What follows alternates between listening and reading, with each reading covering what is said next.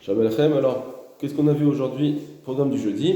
D'abord, on a vu un Erer Shai qui disait on ne peut pas imaginer que tout ce din qu'on a dit que la majorité elle implique la minorité, elle se fasse par rapport à l'allumage des gens.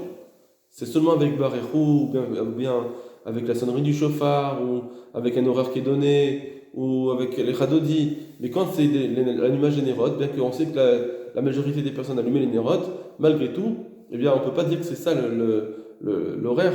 C'est ça qui va fixer, puisqu'il y aura toujours un qui va retarder l'autre, et donc on va toujours tomber sur une personne qui va allumer Beissour.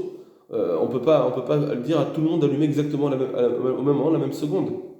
Donc c'est pas la dlaquette nérote de chacun, ça veut dire que chaque famille, c'est des personnes isolées, donc ils ne peuvent pas impliquer. Il faut que ce soit une Kabbalah Shabbat d'un Kaal réuni où ils sont d'accord à quel moment prendre Shabbat.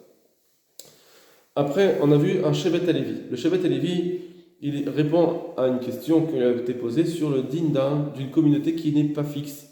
Par exemple, des gens qui arrivent dans une ville, dans un hôtel parce que c'est les vacances, et il y avait déjà des personnes qui habitaient dans cette ville, mais grâce à l'hôtel maintenant, il fait que la majorité des gens de cette ville sont à l'hôtel, mais c'est une communauté pas fixe, cet hôtel, puisqu'ils viennent que pour les vacances. Est-ce que cette majorité va impliquer la minorité? Alors il dit non. Il n'y a pas à discuter de la différence comme on voit par exemple. On ne peut pas comparer, pardon. On peut pas comparer ce din avec ce qu'on dit en général dans les dinim des keilot, qu'on doit suivre le minag de la keila, même la minorité elle doit suivre la keila qui est sur place. Et ça, c'est que quand la keila elle est fixe. Ici, c'est pas les mêmes dinim. Parce que la raison de cette takana, c'est une autre raison. La raison de cette takana, c'est Mishum Zilzul Shabbat, pour ne pas que certains vont prendre Shabbat, et d'autres, surtout si c'est une majorité, et d'autres vont venir et faire des melachos sur leur nez. Ça fait un peu un zilzul. Pour ne pas arriver à cela, alors ils ont fait une takana que tout le monde quand la majorité a pris Shabbat, alors tout le monde doit suivre.